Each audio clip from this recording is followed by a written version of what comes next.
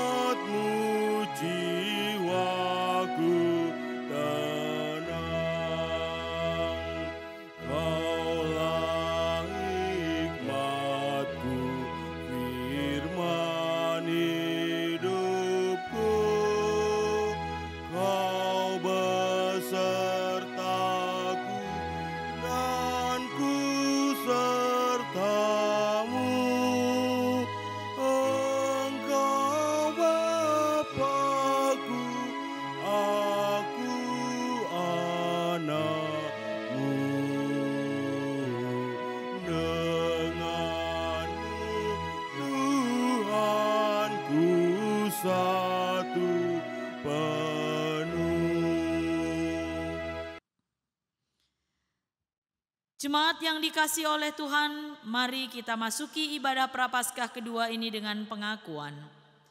Tuhan yang Maha Kasih, pencipta langit dan bumi, adalah sumber pertolongan kita.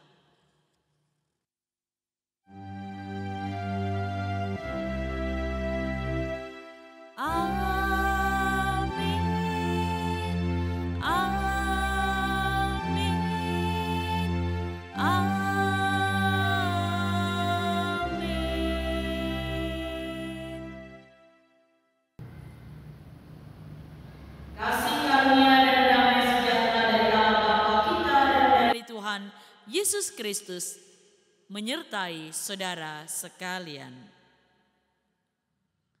Silahkan duduk.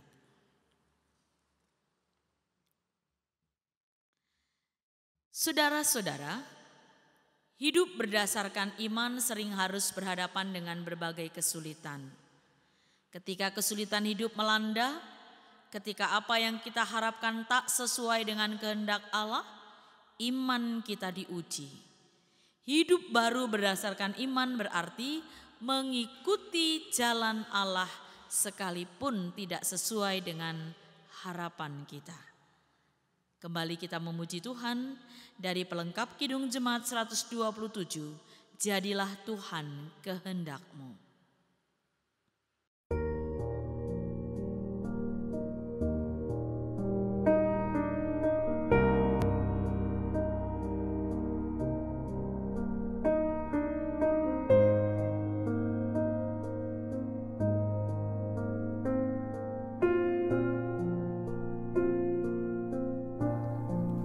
Jadilah Tuhan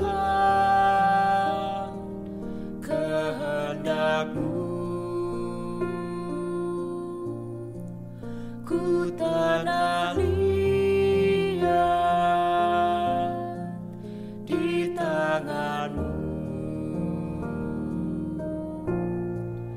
bentuklah aku sesuka-Mu.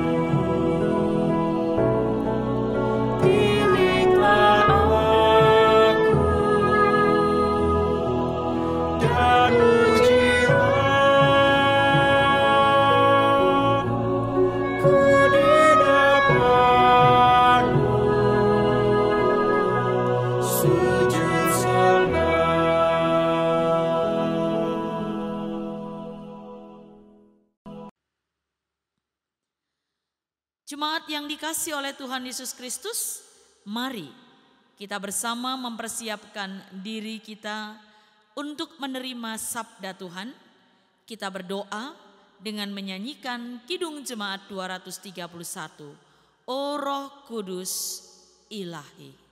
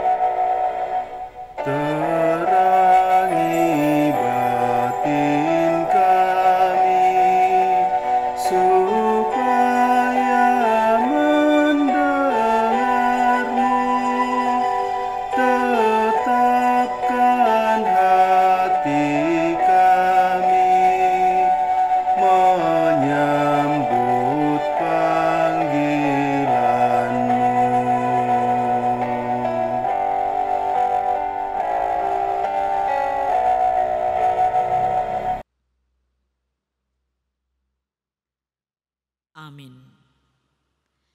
Bacaan Injil diambil dari Markus 8 ayat 31 sampai 38 yang berbunyi demikian.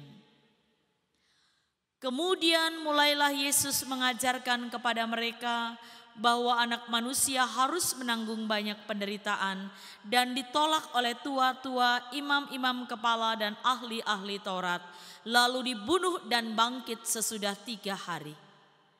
Hal ini dikatakannya dengan terus terang, tetapi Petrus menarik Yesus ke samping dan menegur dia.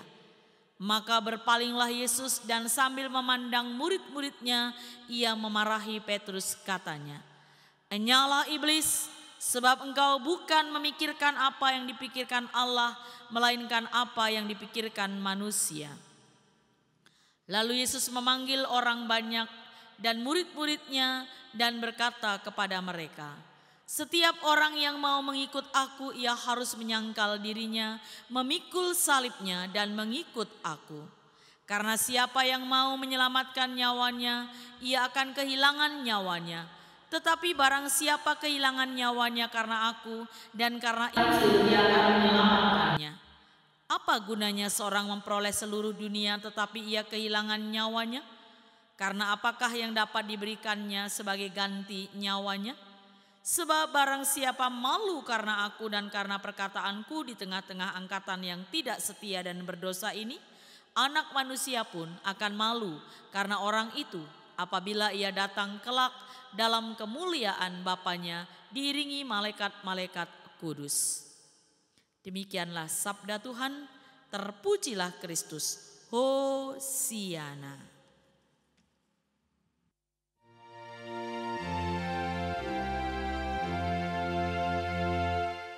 Hosiana, Hosiana,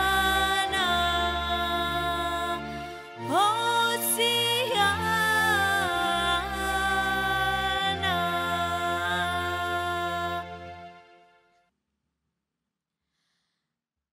Jemaat yang dikasihi oleh Tuhan Yesus Kristus, bersama Tuhan pasti bisa. Slogan ini sering dijadikan penyemangat dalam menghadapi berbagai persoalan hidup. Mulai dari pergumulan anak-anak dalam menempuh studi, masalah relasi, ekonomi, dunia pekerjaan, serta persoalan rumah tangga. Namun, tidak jarang mereka justru kecewa karenanya. Sebab pertolongan Tuhan tak kunjung datang seperti yang mereka harapkan. Mereka tetap harus berjerih lelah, bahkan mengalami banyak sandungan dalam memperjuangkan harapannya itu.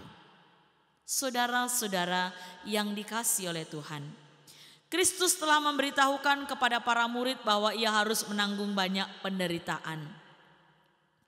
Meski berhasil menghindarkan para murid dari kesalahpahaman yang menganggap Mesias adalah Raja dunia, para murid masih percaya Yesus akan tampil dalam kebesaran dan keagungan serta memulihkan kerajaan Israel. Pemahaman inilah yang menjadi dasar Petrus dalam menegur Yesus ketika Yesus mengatakan bahwa ia harus menderita sengsara untuk menjadi Mesias. Saudara-saudara yang dikasihi oleh Tuhan Yesus Kristus, sayang, ketika Petrus menegur Yesus, dia bukan dipuji bahwa dia mengasihi Yesus. Petrus justru mendapat teguran. Mengapa demikian?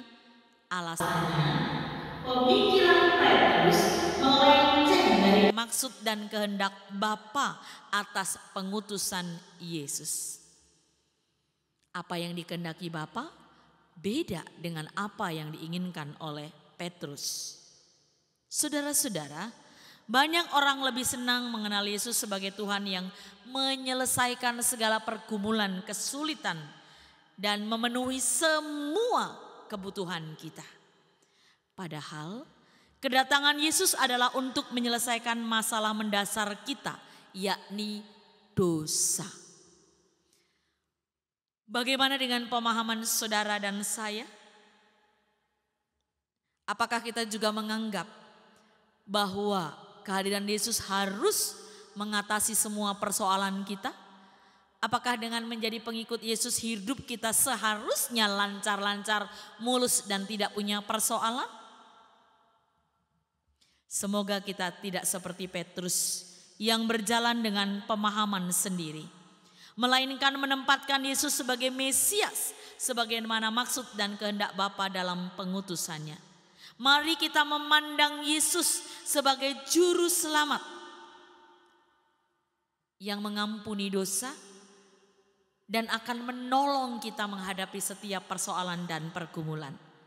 Jadi sebenarnya bersama Yesus pasti bisa, itu memang patut kita yakini. Dia tidak akan meninggalkan kita dalam kelemahan kita. Dia akan tetap menolong, memperhatikan dan menopang kita. Dia bersama dengan kita dalam pergumulan kita, dalam perjuangan kita. Maka mari kita tetap sabar dan setia pada kehendak Tuhan di tengah-tengah hidup kita. Amin. Saat teduh bagi kita. Jemaat dipersilahkan berdiri. Bersama dengan umat Allah di sepanjang masa kita akan mengikrarkan iman rasuli dengan berkata demikian. Aku percaya kepada Allah Bapa yang Maha Kuasa, Khalik langit dan bumi, dan kepada Yesus Kristus anaknya yang tunggal Tuhan kita, yang dikandung daripada Roh Kudus, lahir dari anak darah Maria, yang menderita di bawah pemerintahan Pontius Pilatus, disalibkan, mati dan dikuburkan, turun ke dalam kerajaan maut. Pada hari yang ketiga bangkit pula dari antara orang mati, naik ke surga, duduk di sebelah kanan Allah Bapa yang Maha Kuasa, dan akan datang dari sana untuk menghakimi orang yang hidup dan yang mati. Aku percaya kepada Roh Kudus, gereja yang kudus dan am, persekutuan orang kudus, pengampunan dosa, kebangkitan daging dan hidup yang kekal. Silakan duduk. Mari kita bersatu dalam syafaat kita. Terima kasih untuk sabdamu Bapa, kiranya kami boleh menjadi pelaku firman-Mu.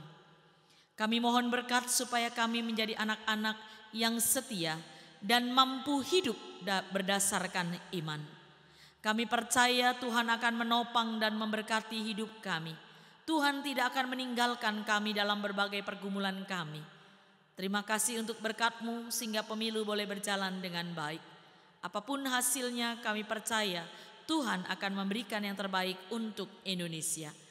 Berkati juga mereka yang sedang sakit, yang lemah, yang letih lesu, yang kehilangan pengharapan, supaya kasih Tuhan tetap mereka rasakan dalam perjuangan hidup mereka. Kami mohon berkat bagi yang berulang tahun, panjang umur, kesehatan, dan rezeki Tuhan limpahkan. Berkati gereja-Mu GKJ Kuto Arjo. Berkati agar kami mampu melayani Tuhan dan bersekutu sebagai jemaat yang dewasa. Kami mohon berkat dalam program pelayanan yang ada, sehingga melaluinya nama Tuhan dipermuliakan.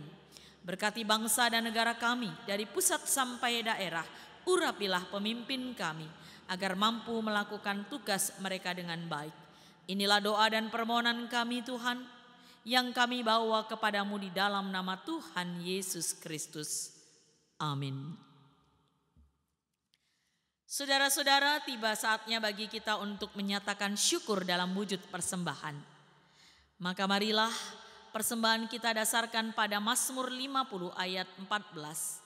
Persembahkanlah syukur sebagai korban kepada Allah dan bayarlah nasarmu kepada yang maha tinggi. Kita kumpulkan persembahan diiringi pelengkap Kidung Jemaat 150, Ya Tuhan, hanya inilah.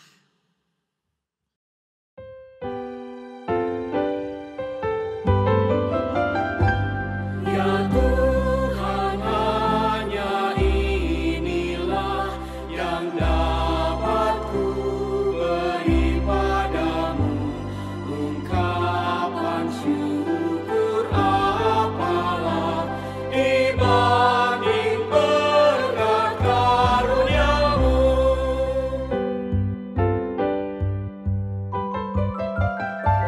Kasih-Mu nyata selamanya sepanjang hidup di dunia. Dikala suka dan senang, hanyalah Engkau jaminannya. Cuma dipersilahkan berdiri, mari kita menyerahkan persembahan kita di dalam doa. Kita berdoa. Tuhan, terimalah persembahan syukur dari umat yang telah Engkau selamatkan ini. Jadikanlah persembahan ini sebagai alat dalam pelayanan kasih. Berkati kami yang memberi, berkati tangan yang mengelola. Jangan biarkan kami lupa bersyukur. Biarlah kami selalu bersyukur atas anugerah yang Tuhan berikan kepada kami. Dan sebagai umat-Mu bertanggung jawab untuk menjaga keberadaan sesama kami dan gereja-Mu. Inilah doa dan ungkapan syukur kami Bapa, yang kami bawa kepadamu di dalam nama Tuhan Yesus Kristus. Amin. Dengan tetap berdiri, kita akan menyanyikan nyanyian pengutusan dari NKB 179, Lama Ku Enggan Mengikut Jalan Tuhan.